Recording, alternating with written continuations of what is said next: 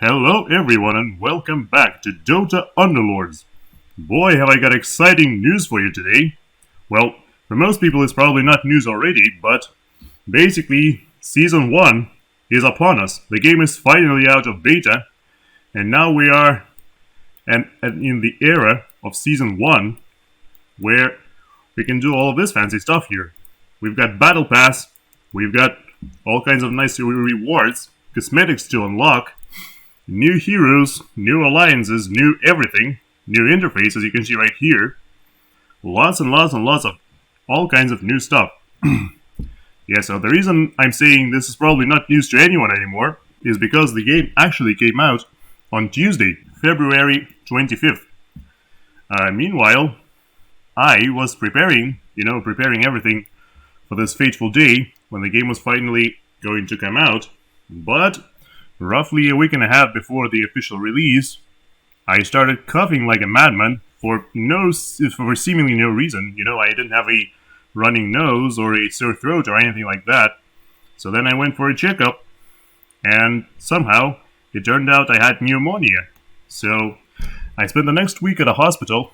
I only got out of it on Monday, one day before release, and then in the few following days I basically had no internet access, so I couldn't really record anything. So yeah, in case you're wondering why this channel was kinda dead the past 2 weeks, that's why. So I'm terribly sorry, but that's just how life is sometimes. But anyway, I'm back here now, and life is wonderful again, and we've got all this new stuff to check out. So let us dive into patch notes and see exactly what has happened, because it's really hard to explain everything, without actually looking at them. So, welcome to Season 1. Dota Underlords is coming out of early access, and today officially marks the beginning of Season 1. With this launch, we've added a ton of content to explore, rewards to earn, a Hero Alliance item shakeup, and more. So first of all, we've got the new single-player PvE mode called City Crawl. Mama Eve's death, which Mama Eve used to be the person who used to run the city of White Spire.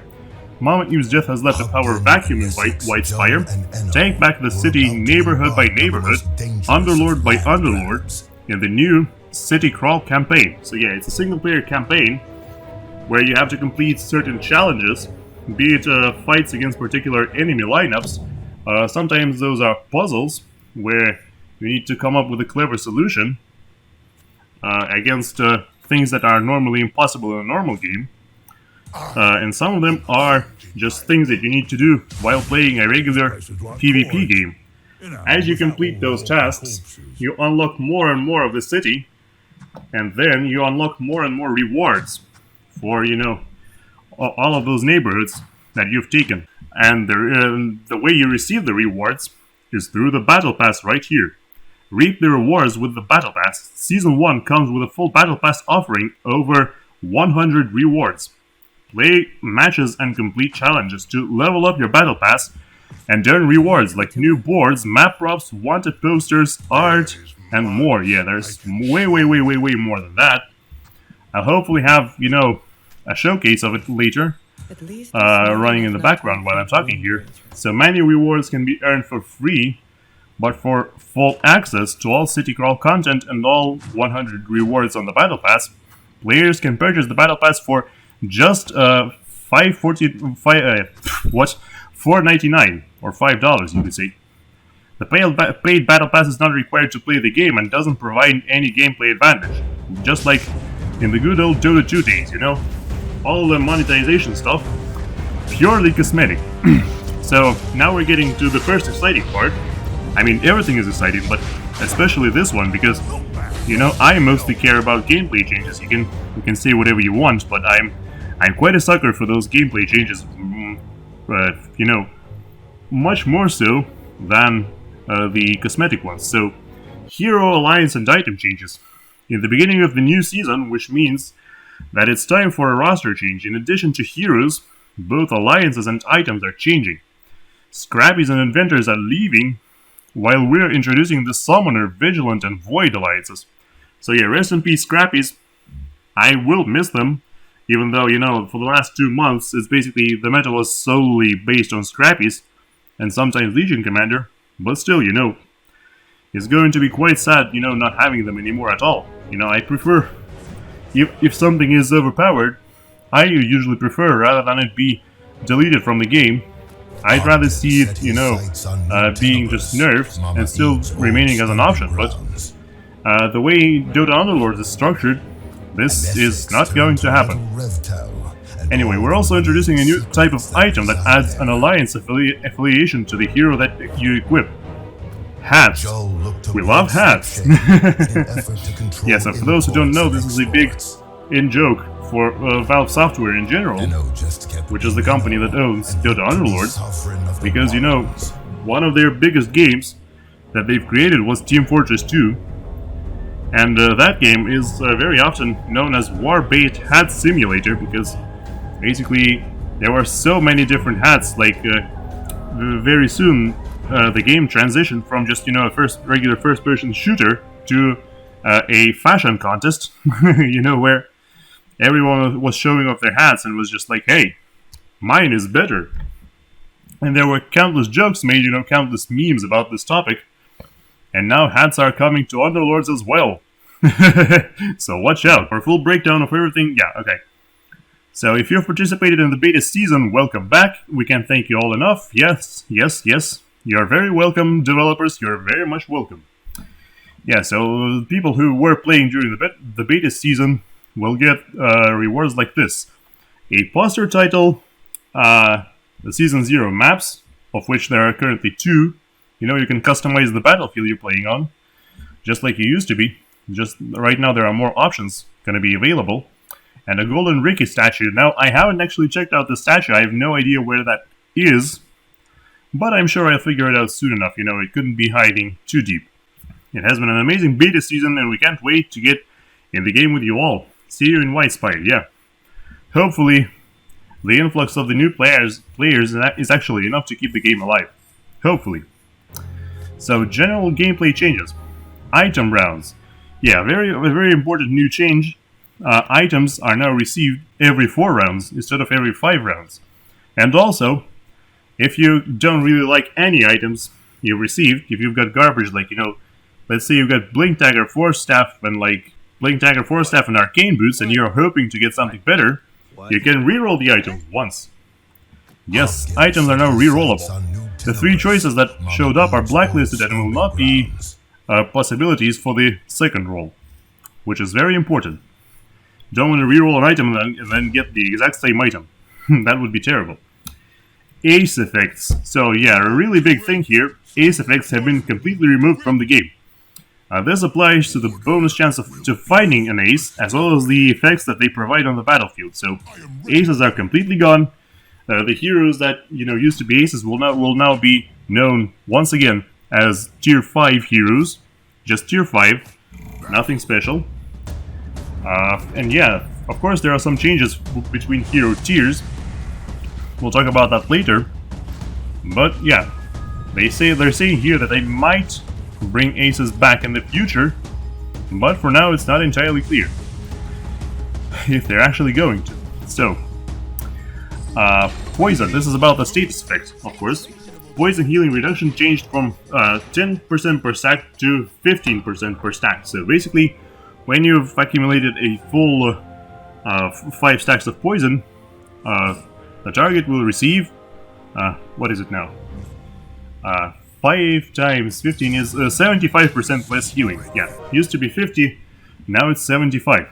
A pretty big change. Well, I mean a pretty big change in terms of numbers.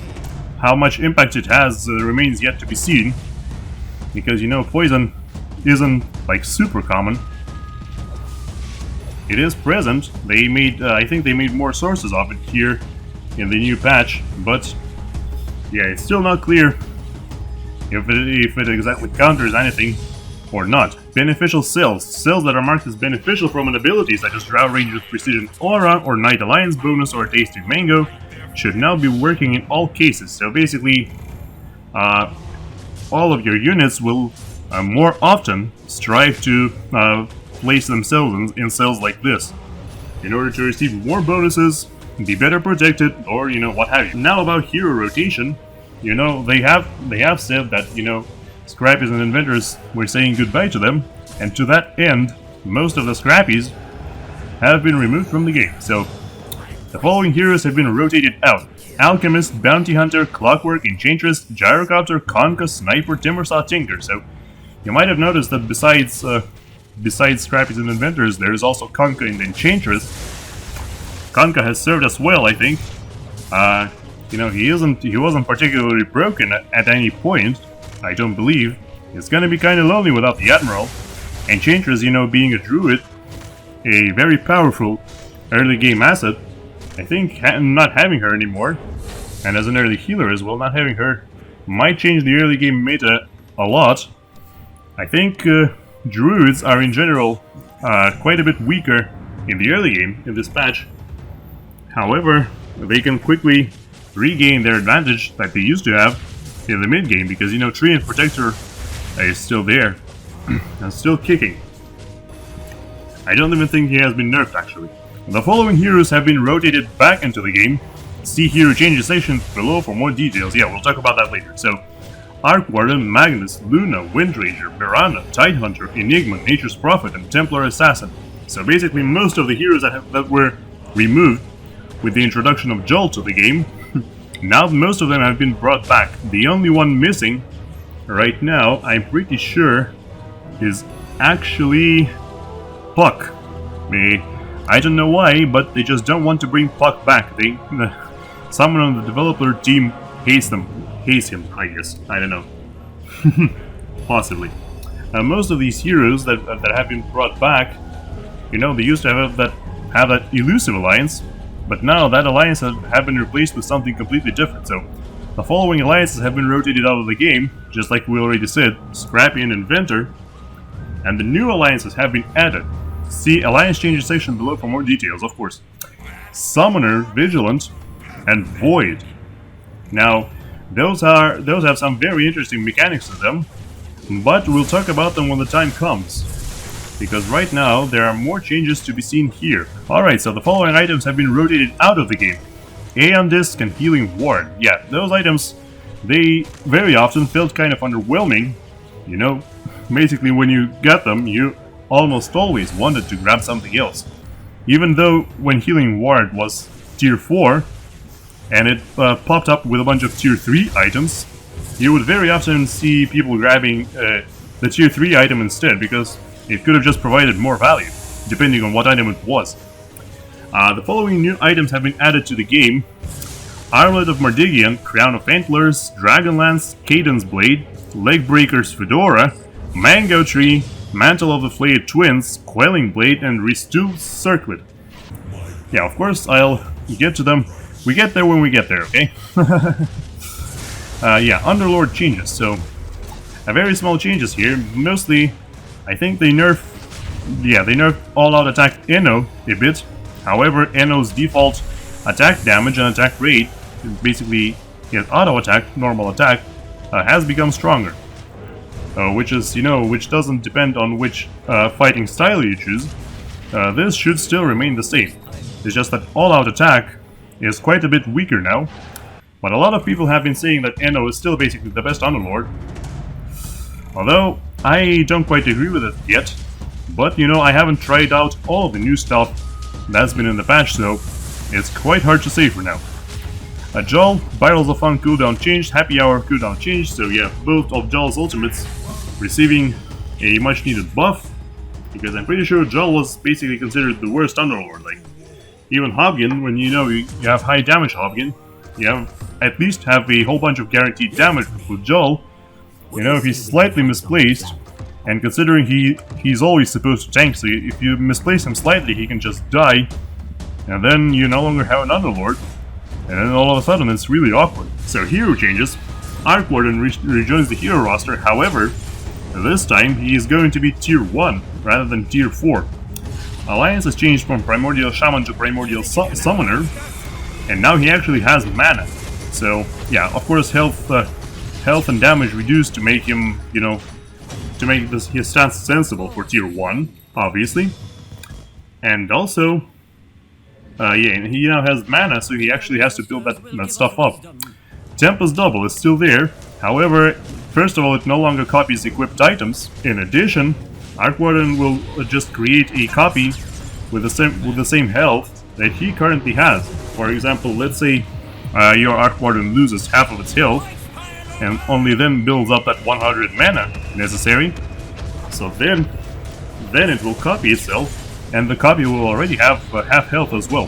However, on the plus side, Tempest Double copies can also make Tempest Double copies, can also make Tempest Double copies, can also make Tempest Double copies, can also make Tempest Double copies, can also make Tempest Double copies, can also make Tempest Double copies, can also make Tempest Double copies, can also make Tempest Double copies, can also make Tempest Double copies. Oh my god. Quite a tongue twister that was. Yeah. Axe. Tier changed from 1 to 5. So yeah, Axe is a big boy now. A super big boy and super rare boy. And his abilities have been changed, and of course his armor, his health and damage have been increased to, accommodate switching tiers. And Berserker Skull has been replaced with Counter Helix, which, like I suspected before, by the way, remember, when Enno was added to the game, I already spotted that change, I saw Axe spinning there on the preview, so that was pretty interesting. Yeah, so he has a chance to perform a counter attack every time he gets attacked, doing pure damage to all enemies within 1 cell. So the difference with Dota 2 is that in Dota 2, Axe actually only does damage, actually does physical damage, so it can be reduced by armor with counter Helix. But in this game, they decided to make it pure, so it can't be reduced. And his second ability is Culling Blade, which, when Axe's attack target is below 25% health, he instantly kills him with his axe. Basically, if Axe survives long enough, he will just go chop, chop, chop, chop, chop, chop, chop, just chop everyone down eventually, and giving him no chance to, recover or heal or anything. Bristleback. Tier changed from 4 to 2. So maximum health decreased, obviously, attack damage decreased to accommodate this change, Quill Spray base damage reduced, damage per stack reduced. So yeah, basically they just switched Bristleback from tier 4 to tier 2, which is actually really good for Bronies, because Bronies, they usually struggle to accumulate early kills, but with Bristleback being tier 2, and still having a Brawny and Savage alliance, it can be very easy to stack a lot of kills on the Bristleback early. So some people are saying that Brownies are the new Scrappies basically already. I wouldn't go as far, I wouldn't go that far, wouldn't say something like that right now. But it's definitely possible. I haven't tried anything, I haven't played enough to really form an opinion on that yet. Broodmother. Removed ability Spin Whip. And now she has instead Spawn Spiderlings. Broodmother injects her young into an enemy unit, dealing damage. If the target is killed, Spiderlings will hatch. So, Spiderlings, as I understood, are the exact same Spiderlings that spawn from, the Insect Alliance bonus. And now she can create additional ones with just that.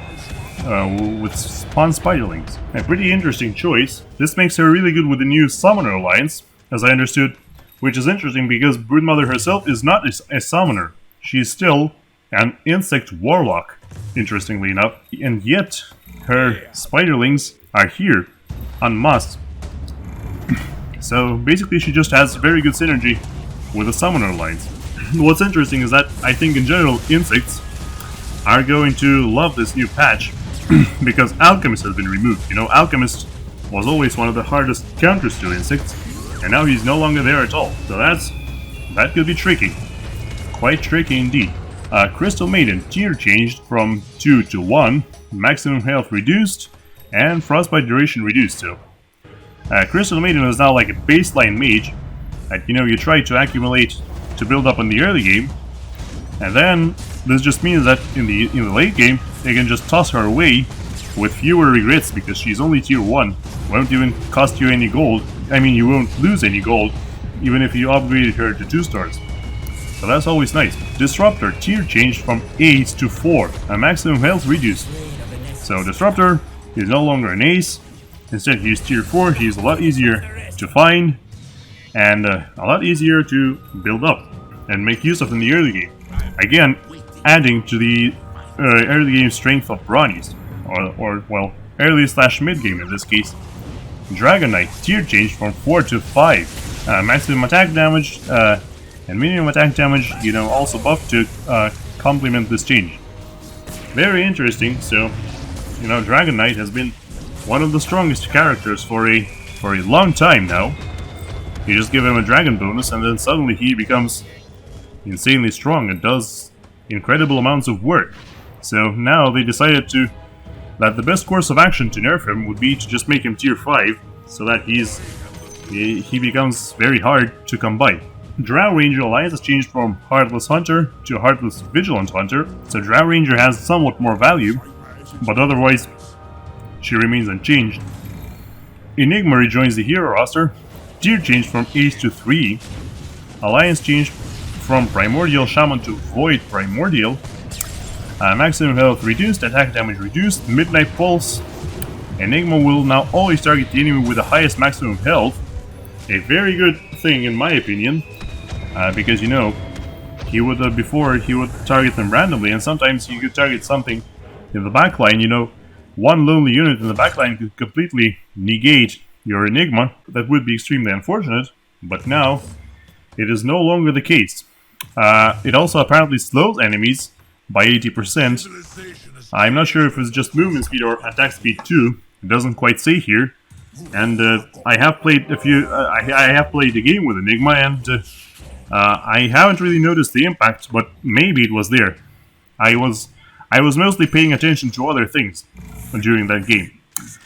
Maximum health percentage per second changed from, increased massively actually, to 4% at 1 star. However, duration reduced to up to 9 seconds at 3 stars.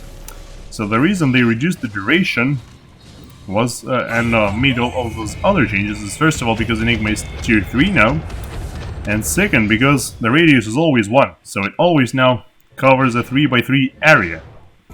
So it covers a lot less, area obviously, which means it will do a lot less damage no matter which way you slice it. A very interesting set of changes there.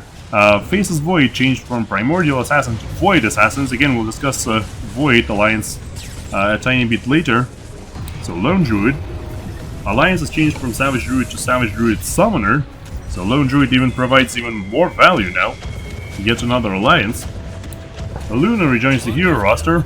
Alliance has changed from Elusive Knight to Vigilant Knight, so all of the heroes that used to be Elusives are now called Vigilants. Lycan. Alliance has changed from Human Savage Hunter to Human Savage Summoner. Attack damage decreased, but now his shapeshift once again summons wolves. It has been slightly nerfed in other areas, but wolves are more than enough to compensate for that. However, wolves are also no longer hunters, now they are just savages. Considering Lycan's Summoner Alliance, those wolves and other summons can quickly fall out of control. Magnus joins the hero roster, however now he is only tier 1, and his alliance is completely changed from Shaman Brute to Savage Druid. So, yeah, and of course health reduced because, from tier 2 to tier 1. Magnus is the new tier 1 Druid, with the Shadow Shaman being moved elsewhere, and Enchantress being removed from the game. Instead, in the early game, you have Magnus, who is, I would say in the early game he has a lot less value. He doesn't heal, he doesn't really do any significant impact with his ability. He still has that Empower ability. So yeah, I think this is where the early game strength of Druids gets reduced quite a bit. Then you've got Medusa, whose split shot now always has 2 extra shots, no matter how many stars she has.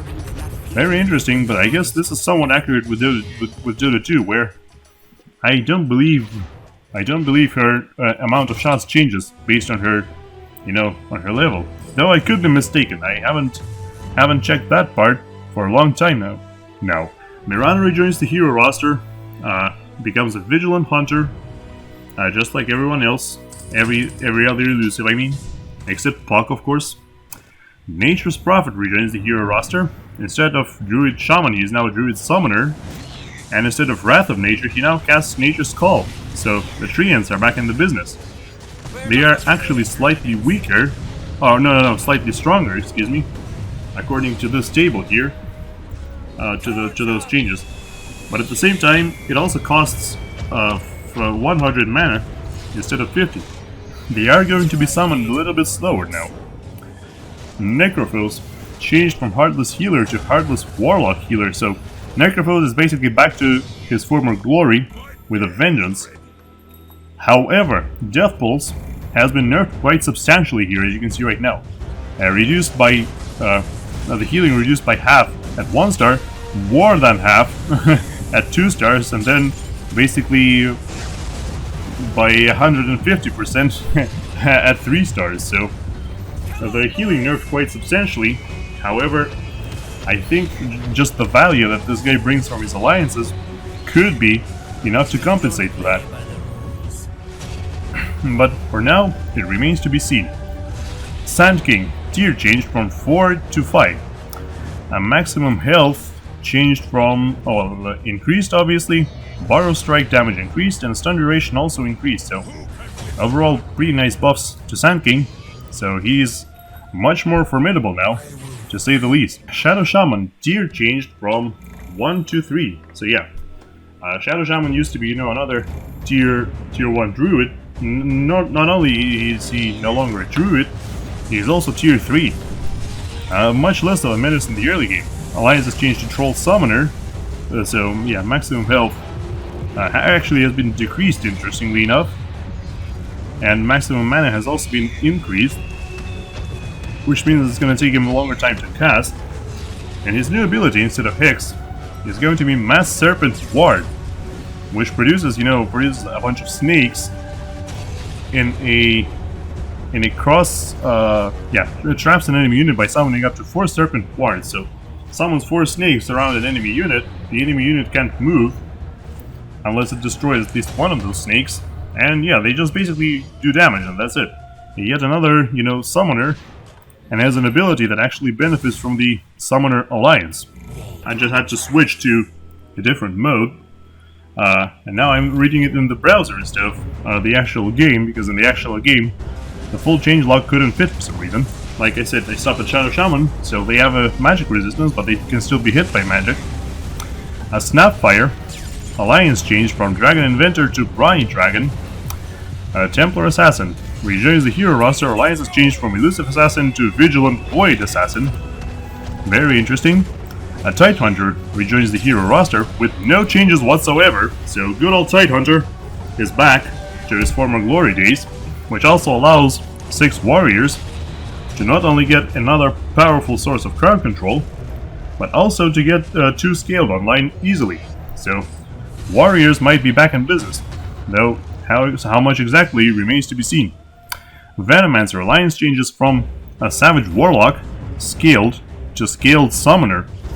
It has been nerfed quite substantially here, in terms of attack damage, and Venomous Gale has been removed. Instead, it has 2 abilities now.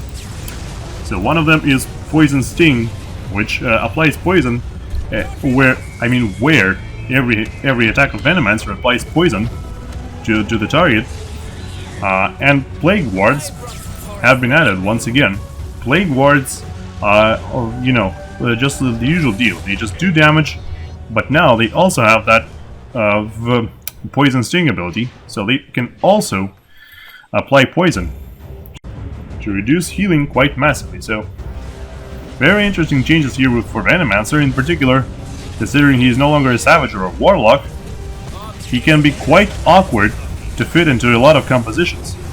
However, he can also be very valuable as a Scaled, in case you need to complete a Scaled Alliance in whatever composition you're running. Venomancer is a very low cost unit, so you don't really have to commit that hard to anything if you just add him in. So that could be beneficial as well.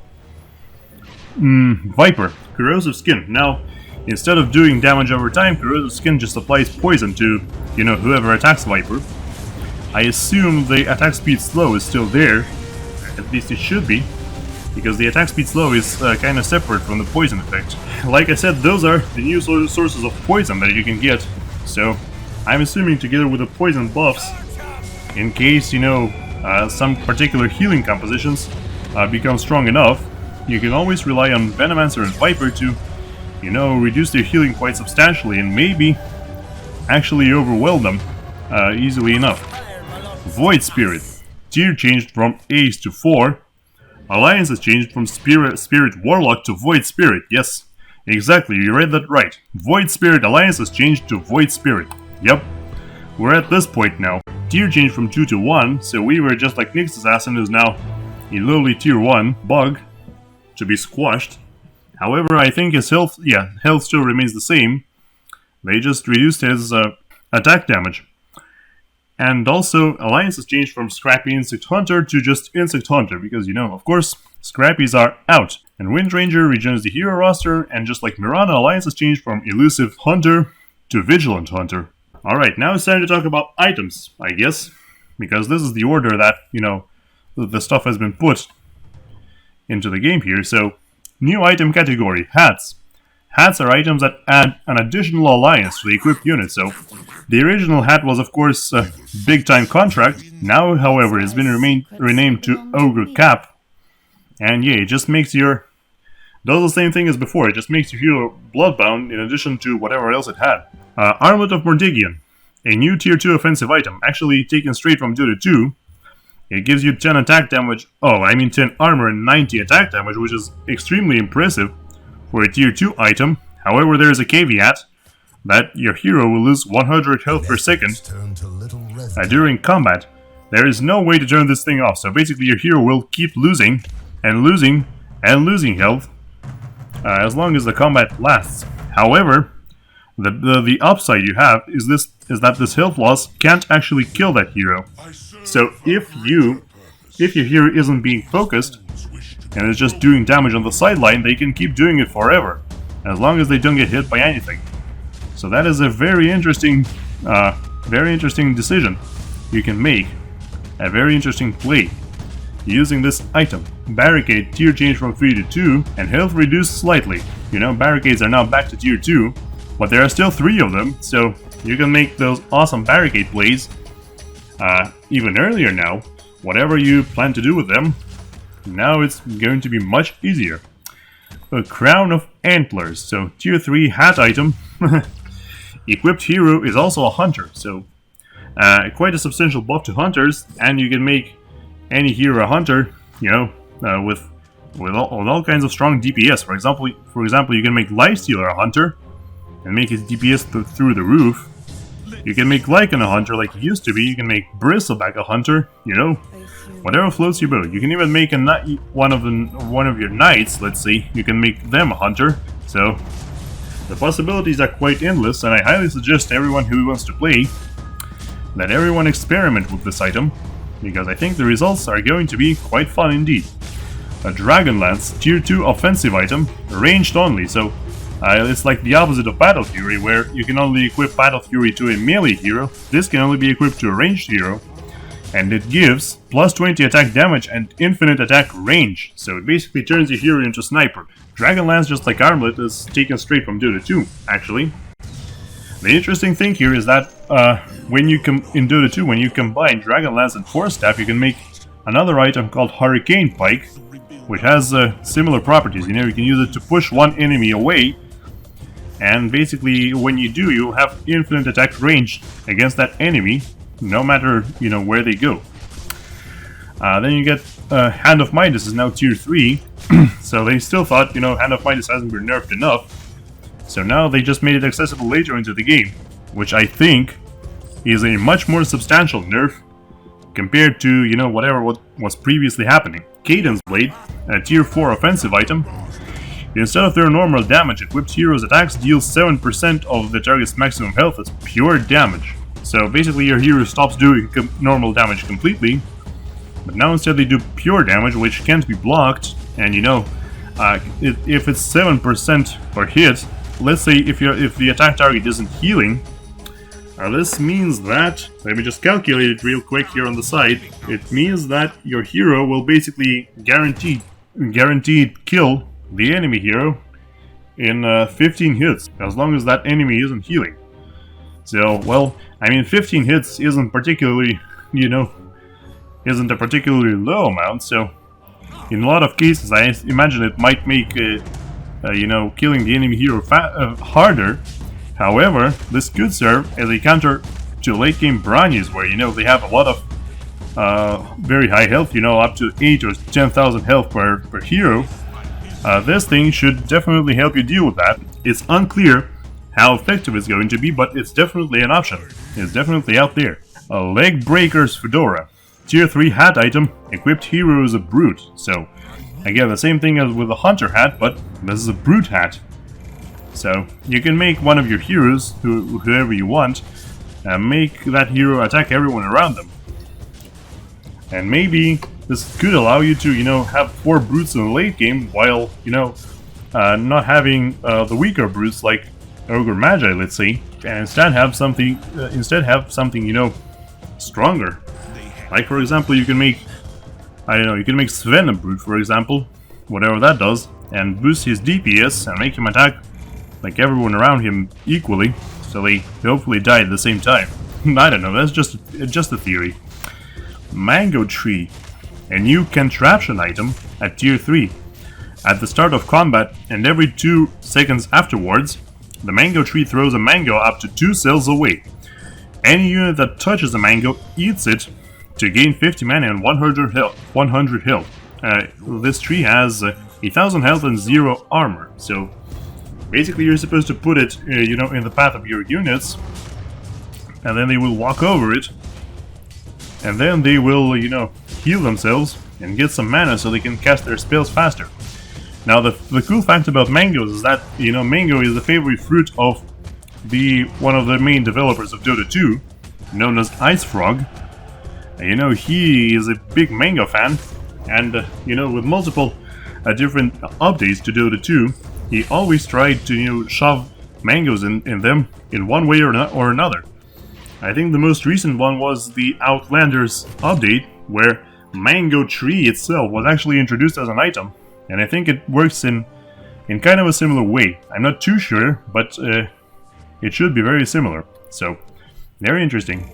Mantle of the Fleet Twins, a tier 2 hat item. Again, another hat, so it's a total of 4 hats, looks like we've got here. The equipped hero is a Deadeye, so the Deadeye Alliance has been changed. And, you know, having this hat makes it very interesting. It gives it a very interesting implications. I'll talk about it a bit later when they show us the actual alliance. Quelling Blade, tier 2 offensive item, plus 25 attack damage. The equipped hero will prefer to attack summon units, and attacks against summon units will always crit for 200% damage. So this is a counter to, obviously, the Summoner Alliance, which we'll also talk about in a second. You know, if you find yourself in a game where you have multiple people running summoners, and seemingly successfully, you can pick up a Quelling Blade somewhere in the early/mid game, and hopefully it will reduce their impact by a little bit at least. This item is of course for both melee and ranged heroes, so you can put it on a ranged hero who, you know, stays far back, and they will just get rid of those summon units as quickly as possible. Oh, excuse me, there are 5 hats, so because there is also Restool Circlet, a tier 3 hat item. Equipped hero is a demon. Well, in this case you already know the drill. You know, we've had an Essex with Enthrall who can resummon any unit as a demon.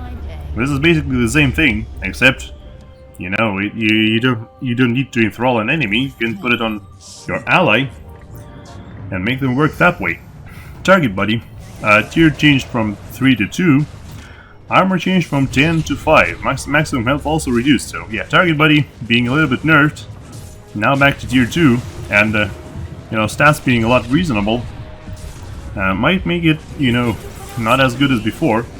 At least not as good as it used to be in the mid and late game. Because right now, it will just melt a lot faster.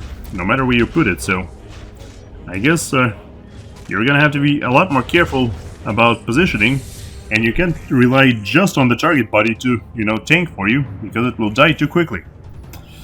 Alliance changes, there we go. So, Bloodbound. Bloodbounds have been changed, and now, instead of, you know, before it would give a damage percentage to one Bloodbound unit when another died. Now, when one Bloodbound unit dies, all of them gain plus 125 attack damage. This isn't a percentage, this is a flat bonus, so if you have a lot of low-level Bloodbounds, this new bonus is a lot more effective than it used to be. Just, let's say you basically have 5 different Bloodbound units, maybe some of them 1 star, some of them 2 stars, and then one of them dies. Suddenly you've got 4 different units who have gained plus 125 attack damage, so you've gained basically a total of plus 500 attack damage. And then, you know, when one other dies, it's gonna be, you know, even bigger damage, and so on and so on. It just keeps ramping up like crazy. Briny. Summon units now count as 0.25 of a kill for the purposes of the Briny maximum health bonus. So this is, again, so that Branies, you know, they used to be a hard counter to, let's say, Primordials, who would summon a lot of, you know, those Eidolons, and then the Branies will slaughter those Eidolons and get incredibly fed with thousands of health. Now it won't be the case anymore because it's only 0.25. Still, you know, I imagine the Brony player will be happy going up against a Summoner player, but it won't be nearly as painful for everyone involved, including other players in the lobby. Deadeye, so unit requirement changed from 2 to 1. So that's what the other thing I was really excited to talk about. So Deadeye basically works like a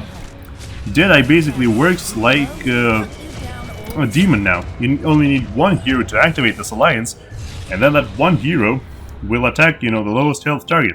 Now this means if you get this Mantle of the Flayed Twins item, you can basically make any hero Deadeye, and it will work immediately. You don't even need a second Deadeye unit anymore. You can just put it on, let's say you can put it on your, you know, 3-star Wind Ranger, for example, and then she will immediately start attacking lowest health units. You can put it on, you know, for example, a 3-star Bristleback, and then Bristleback will start running around the battlefield like crazy, you know, debuffing everyone with those quills, and still attacking lowest health targets. So, again, the possibilities are endless. I highly suggest you experiment as much as possible with it, because I think the results could be incredible. We just need someone to find, you know, powerful combinations with those. Healer Alliance has been changed from a unit requirement, has changed from 3 to 2 and 4. So now instead of 30% increase to healing, we have 25 or 50%, depending on how many we've got. And considering Necrophobos is now a Warlock healer, it's very easy to have Warlocks and healers up at the same time. So that's definitely something to watch out for. And this might be the reason why Poison is relevant, because you can easily get healer Warlocks, and then they will just have so much healing that Poison, you know, might just be required to counter them. Knights, physical and magical damage reduction changed, so Knights have been just slightly nerfed. Apparently, you know, the developers thought they were getting too strong in the last few patches, so had to tune them down a bit. Savage Alliance. Now, instead of just Savages, you know, different units will also gain the same benefit as the normal Savages. So, for example, if you have 2 Savages, your Savage units will gain plus 6 damage per attack, you know, like before. But if you have 4 Savages, your other non-Savage heroes will also gain additional attack damage. Like, you know, your Troll Warlord, for example, maybe your Legion Commander, your, you know, whatever you can think of, Drow Ranger, Weaver, let's say, has super high attack speed. They will, as long as you have 4 Savages, they will all also gain the same attack damage benefit as the Savages themselves. And if you manage to upgrade to 6 Savages, then not only is the attack damage bonus going to be through the roof, but other units, for example, let's say Venomancer Plague Wards, or Summon Spiderlings from the Insect Alliance, they will also gain it. So the benefit is basically going to be massive. As long as you can make it work, I think those Savages will just melt everything, basically, because of how much, you know, how much nuisance, how much damage they will accumulate. And, you know, if you don't have some serious physical damage resistance or AoE clear, you might just get shredded in like 5 seconds by this new Savage Alliance. Very well might be. Alright, and here we come to the new alliances. So first we've got Summoners, unit requirement 2 or 4. And the bonus is basically very simple. Allied summoned units gain plus 20 or 40% attack damage. So summon units, in case someone is confused, summon units are units that don't start the round on your board. For example, if you have, let's say your early game team is like something like Arc Warden, Venomancer, and Slardar. So as the round starts, you have Arc Warden, Venomancer, and Slardar on the board. So these are normal units, not summoned. But then, as the combat progresses, Arc Warden summons his Tempest Double, Venomancer summons his, Plague Wards, and all of a sudden, those units are summoned units, and this summoner bonus will apply to them. So, in addition, it also includes things like Spiderlings from the Insect bonus, Spiderlings from Broodmother, Lone Druid's Spirit Bear, Lycan's Savage Wolves, and Eidolons from the Primordial bonus. So, for now, it feels like, you can very easily dominate early game as long as you can accumulate enough units like Venomancer, Summoners, and Primordials, because when you've got 4 Primordials, those Eidolons are actually pretty sturdy for the early game. And then you slap this attack damage bonus on top of them, and then all of a sudden you've got a gigantic army that also does massive damage. So, yeah, it is quite strong in the early game. It remains to be seen if it's actually like truly imbalanced, because they do fall off quite hard in the mid and late game. But it is definitely something worth trying out, and this is, like I said, this is why it's important that brownies are still in the game, because brownies counter those guys. In theory, I think mages should also counter them, mages having those massive AoE clear spells. But that also remains to be tested, because it's not quite clear if the mages have a place in this new meta or not. Vigilant. So another very interesting new alliance. Unit requirement is the same. Whenever an enemy unit casts a spell, allied Vigilant units, or if you have 4 of them, all allied units, target that enemy if it is within their range. So basically it's like a death mark that gets put on top of any enemy that is trying to cast a spell. So for example, let's say you've got a Lycan on the opposing team who just transforms. Then suddenly if you have 4 Vigilants, all of your units that can, preferably hunters with range, start attacking this Lycan, so they just immediately shut him down, hopefully, and just kill him before he can do anything with his transformation. Or let's say it could be something like a Medusa. Medusa uses her Scream, and then all of the enemies, all of your units, if you have Vigilance, all of your units start attacking her, so then she can get killed, even before her Stone Gaze actually stuns your team. And there are many other possibilities like that. So, for now, it's not quite clear if the Vigilant Alliance is actually good or not, if it has any place in the meta at all. It still remains to be seen, but it's a very interesting idea, very cool, unique concept. I'll definitely give the developers that. And you can build it up pretty early, considering, you get, I think Vigilance, this alliance includes, Drow Ranger and Wind Ranger. So it is pretty easy to get 2 of them online. And this does provide your... if you add one more hero to that, to Drow and Wind Ranger, if you add one more hero, you'll get Hunters online. And that could very well provide a much better, focusing priority for your Hunters, Instead of just shooting whatever is the closest, which, you can't really know what it could be, they will instead shoot one specific target. It might make Hunters quite a bit stronger in the early game. And then in the late game, if, let's say, you've got 6 Hunters and 4 Vigilants, and then you should, in theory, you should just completely melt any opposing hero that casts a spell. I guess there are, the enemy can turn this around with things like Nyx Assassin, because, when Nyx Assassin casts his spell, it makes him stun everything who attacks him, so that could be a counter. But, like I said, it's not exactly clear right now if this alliance is strong or not, and if a counter of any kind is necessary. I'll get back to you on that one later. Hopefully record a decent gameplay, showcasing this new alliance.